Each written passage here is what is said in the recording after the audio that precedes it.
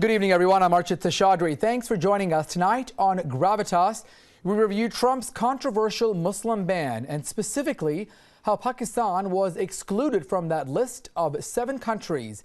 In our second segment, we'll take a look at the safety of the United States and Canada and if they are no longer deemed safe havens after a recent terror attack at a Quebec mosque. But first, we're going to talk about the story that's making headlines all around the world. A top White House official has now suggested that countries like Pakistan should be added to that list of countries that Trump came out with, whose citizens have now been banned from entering the U.S. at least for the next 90 days.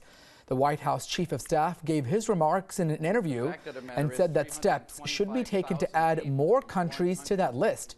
Trump recently signed an executive order banning immigration from the following countries: Iran, Iraq, Libya, Sudan, Yemen, Syria, and Somalia.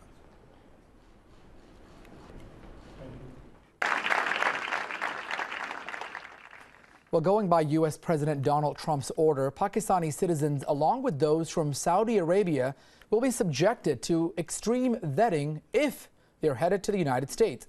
They won't be banned, unlike nationals of the 7 other Muslim-majority countries.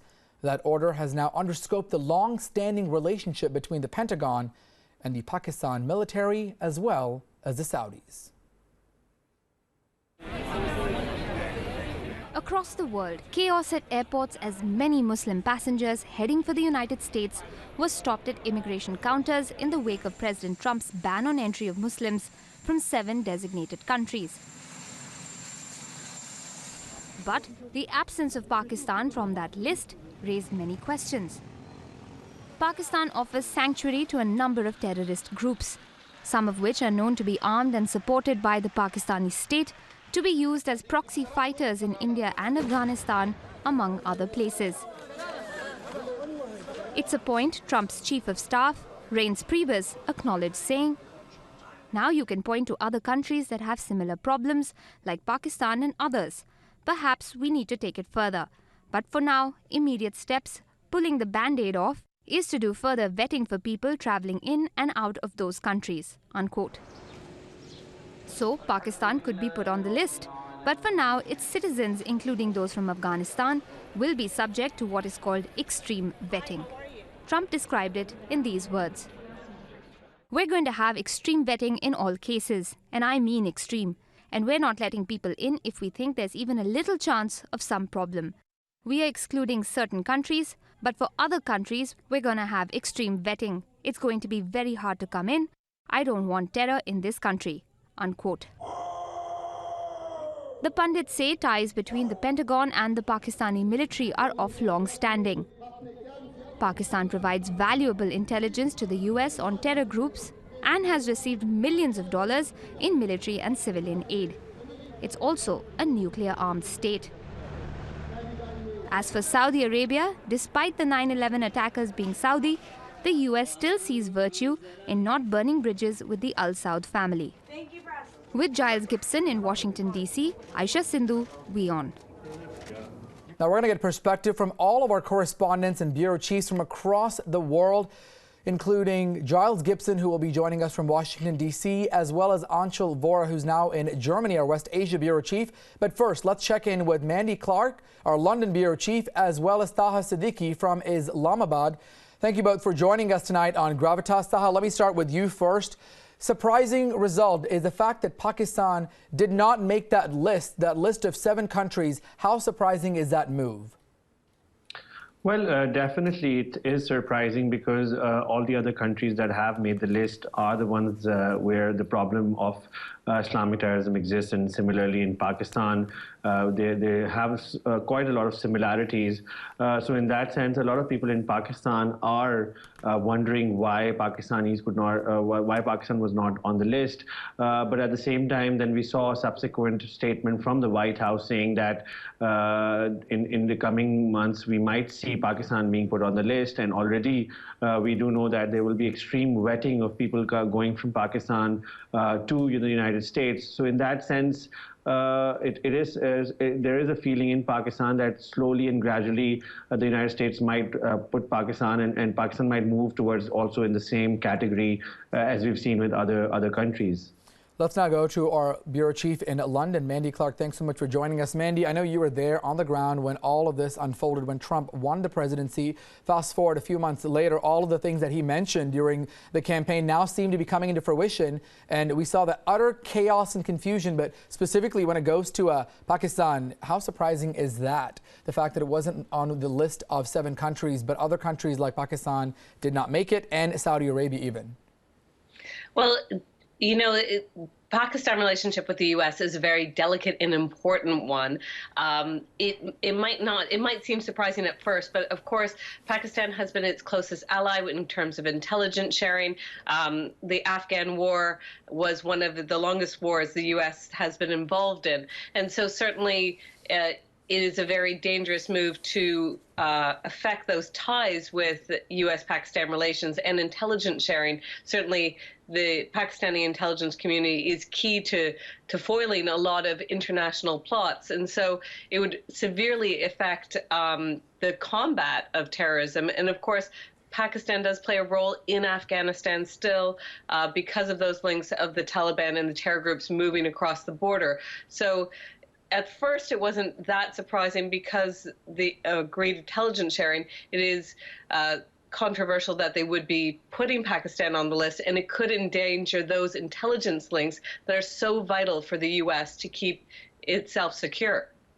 And Mandy, you know, staying with you with regards to that, so is it safe to say that the reason that Pakistan did not make that list was really because of the United States' foothold? They're trying to, you know, use Pakistan to deal with Afghanistan. It's their own vested interest, sort of playing that diplomatic game. But of course, you know, a lot of heads turned around the world when that list came out. Many world leaders condemning that list, saying that this is utter, you know, this is just unexpected. You know, this is just something that most people would not expect to see. But is it safe to say that, is it because of Afghanistan that Pakistan was barred from that list? Well, it's very difficult to know exactly the rationale behind it unless you were in the closed quarters of the White House. Of course, we aren't, but the speculation is strong that, of course, this is intelligence sharing as a key ally to combat terrorism. Another key factor is the U.S. funds a lot of Pakistan, and it provides financial aid, and certainly to have Pakistan as a failed state, if it withdrew that funding, then it would only allow terrorism to grow further. So in many ways, to keep Pakistan as an ally would make more diplomatic sense and probably long-range thinking sense. But Donald Trump is an unpredictable president, as we've seen so far, and he makes many moves that are not always diplomatic. So it's a very real possibility that he might indeed put Pakistan on the list. All right, let's come back to you guys in just a second, but providing our viewers with a little bit more background and perspective when it comes to Pakistan's role. Despite its role as a sponsor of terrorism, Pakistan still continues to receive U.S. military and civilian aid, just as Mandy mentioned, and its civil and military leaders are feted in Western capitals. There are also valid reasons why Pakistan is listened to. Let's take a look. Since 1953, Pakistani policy was to be subservient to the United States. This won Islamabad American goodwill and, of course, billions of dollars in aid. Pakistan was also home to 7 million Afghan refugees from the years 1979 to 1989. And from 2003 until just last year, 2016, more than 61,000 Pakistanis have died in terrorist strikes. In 1998, then Secretary of State Madeleine Albright ruled out a State Department move to designate Pakistan as a state sponsor of terrorism. Her Deputy Secretary of State, Strobe Talbot, warned that additional sanctions would bankrupt Pakistan and bring total chaos to a nuclear-armed country. Washington also believes that Pakistan is needed, as we mentioned, to control Afghanistan. So let's now go back really quickly to Taha Siddiqui standing by in Islamabad. Taha, quite a lot of heads turning around the world when it comes to Pakistan. What is the word there on the street? That the fact that Pakistan and Saudi Arabia will now be subjected to extreme vetting, but they're not on that banned list, that 90-day ban, unlike the 7 other Muslim countries that made it on Trump's list. Well, there is a lot of concern and in amongst the circles, the political circles and the diplomatic circles here. They're saying that we should wait and see how this unfolds. But as you've been discussing here, the fact that Pakistan and the U.S. enjoy a very close relationship when it comes to, especially after 9/11, when it comes to the war on terror and the role Pakistan has in Afghanistan. So Pakistan thinks that it could still probably have that relevance to the United States, and the United States may not treat it like it is treating the other sort of countries in the world But again, it is sort of confusing because in a way that we've seen that other countries that the United States should have interest in and should be also looking into in the Middle East, where they've banned those countries, and then Pakistan, they haven't done that.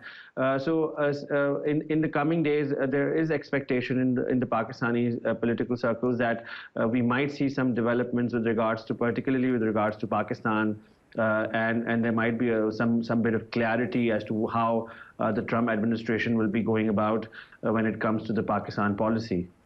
All right, Taha and Mandy, we're going to have you guys stand by in just a minute. We're going to continue this discussion with more perspective on what's happening there on the ground in the United States this weekend. Certainly a lot of chaos and confusion as protests continue across the U.S. after President Trump's executive order of banning immigrants from those 7 countries. Hundreds of people holding placards demonstrating outside of the White House in Washington, D.C. Many tourists across the cities of New York, Atlanta, Chicago, Los Angeles, Seattle, all are questioning this notion that this move, is it really going to stop terror attacks in the United States? In Istanbul, dozens of passengers were stopped from boarding U.S.-bound flights. I think it's ridiculous.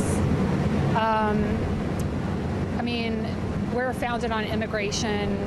Those folks had visas to come to this country, so I don't agree with it at all. I think it was just a ridiculous thing to do. When I arrived to the airport, they informed me you can't travel because your visa is cancelled. I told them if it's cancelled, I must receive any official email from the embassy. They told me just you can go to the embassy and check with them. When I told them but the flight will be lost, he said it's not my problem. While massive protests are taking place in the U.S. Capitol, social media is getting riled up with reactions against President Donald Trump over the new immigration policy.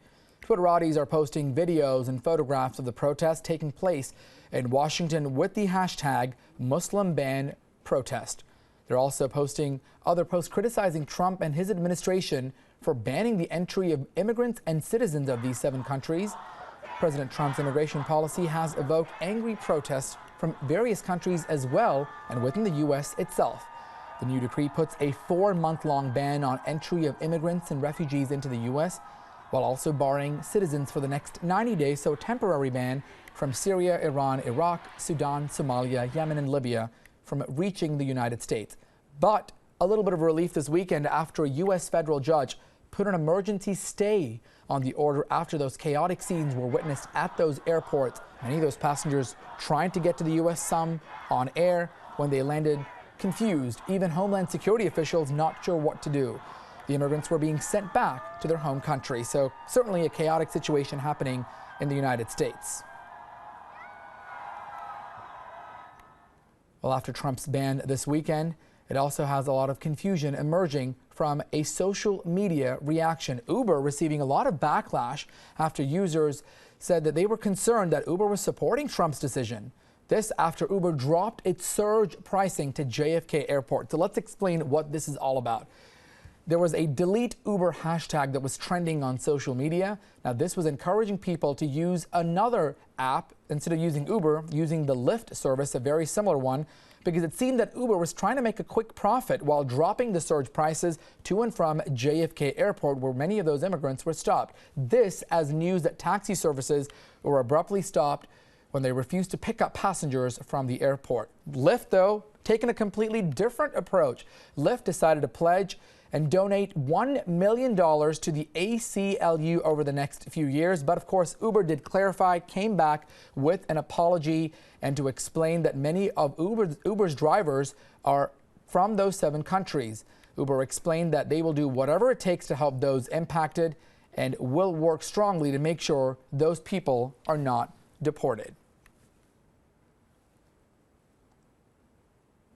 Well, quite a story, isn't it? Well, trying to quell a backlash over his immigration order, Trump said that U.S. would resume issuing visas to all of those countries once secure policies are put in place after that 90-day grace period. Now, under an order he signed last Friday, immigrants from those 7 countries were banned from the U.S., as we just mentioned, but there was a lot of speculation on what exactly that would mean. We first broke the story on Saturday when Qatar Airways talked about that, putting up that list. Trump also talked about the green card holders from those countries, that they will not be barred from returning to the United States, a decision that draws large protests, as we mentioned, across the United States as well as around the world. So let's now go around the world to get some reaction from our correspondents. We have Giles Gibson standing by from Washington, D.C., and we have Anshul Vora standing by, our West Asia Bureau Chief from Germany. Thank you guys so much for joining us. Giles, we'll first start with you.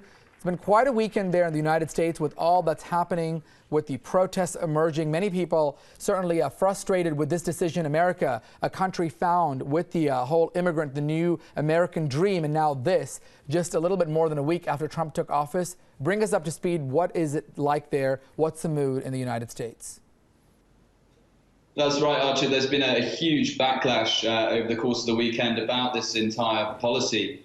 We saw these spontaneous protests, as you were saying, breaking out in major airports across the country.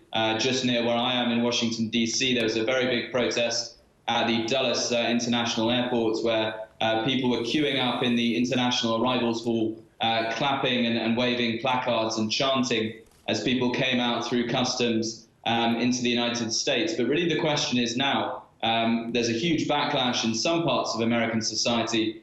But the question is how Trump's constituency, how Trump voters are feeling about the reality of this policy, which, of course, he's said all along that he's going to put through during the campaign. So the question is, how are those voters, those Trump voters, actually feeling now that they're seeing the reality of these types of policies that Donald Trump talked about actually being put into place? All right, let's get Anshul Vora, our West Asia Bureau Chief, to join in on this perspective. Anshul, you've been covering West Asia extensively, traveling to many of the countries there, Israel, Turkey, and Lebanon. Now you're in Germany. So certainly this is evoking reaction, not just in the United States, but obviously in Europe as well as West Asia. At this point, is there a lot of concern about those trying to get back to the United States in terms of relatives, families, students? What is the chatter like there from your perspective? Well, first up, I'd like to inform our viewers that WION is now traveling through Germany in order to track the refugee crisis here. The Chancellor here has come in for a lot of criticism for opening the German door to the refugees. We've all seen that story play out over the last year, and now Germany is looking at elections very soon. It's sort of being said here that Angela Merkel is the last lady standing when it comes to liberals versus conservatives in Europe now. And when she spoke to Donald Trump, she said that she was sad at his decision on banning the refugees from coming in. Now, we will continue to track that story, but I'd like to bring in some West Asian perspective here.